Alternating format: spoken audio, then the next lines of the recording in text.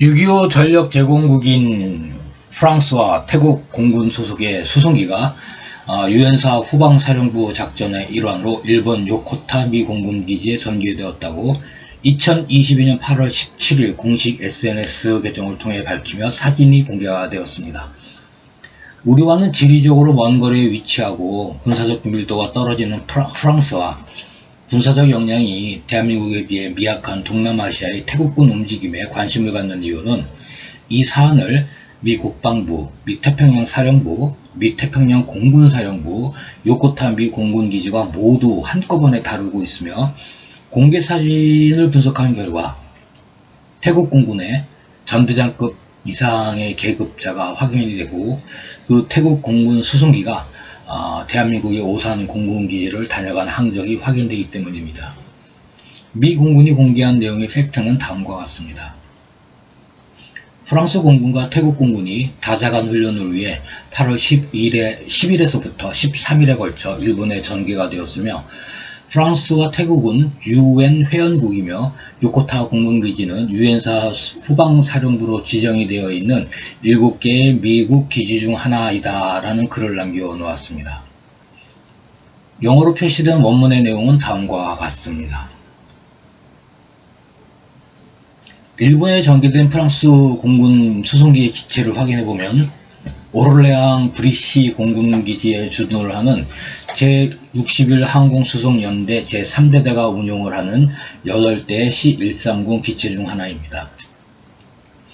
프랑스 공군 등록번호는 61-PF이고 국제민간항공기구 이카오의 등록번호는 F-RAPF, 제조사 등록번호는 382-5144입니다.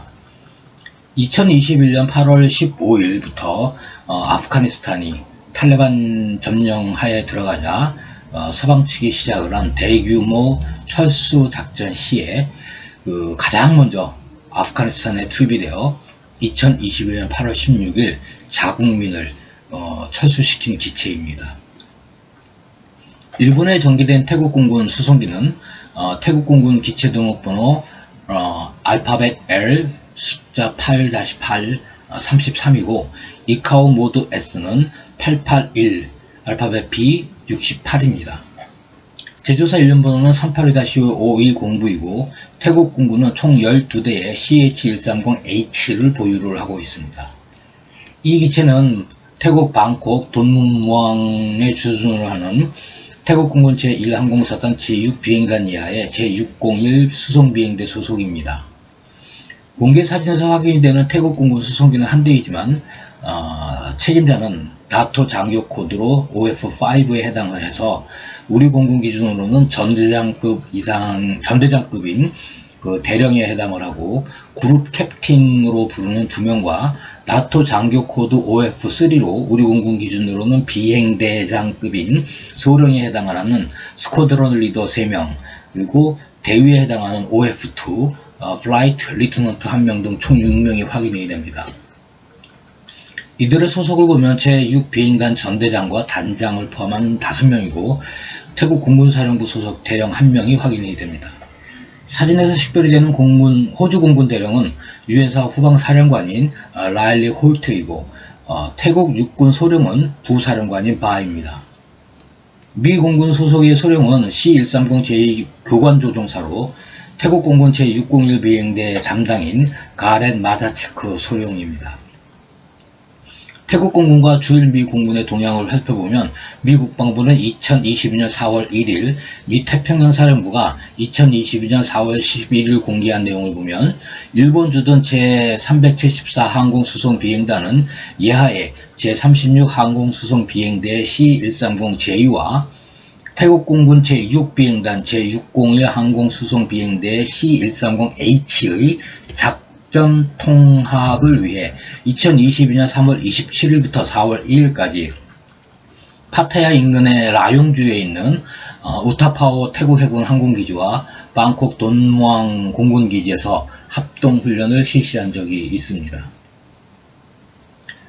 태국 공군의 CH-130H의 오산 방문 내용입니다.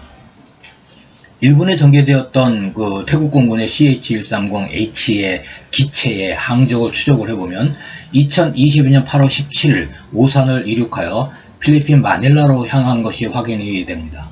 한국에 들어온 날짜는 확인이 되지 않으나 일본 도착이 8월 13일이므로 8월 14일 이후에 한국에 들어왔던 것으로 추정을 할 수가 있을 것 같습니다.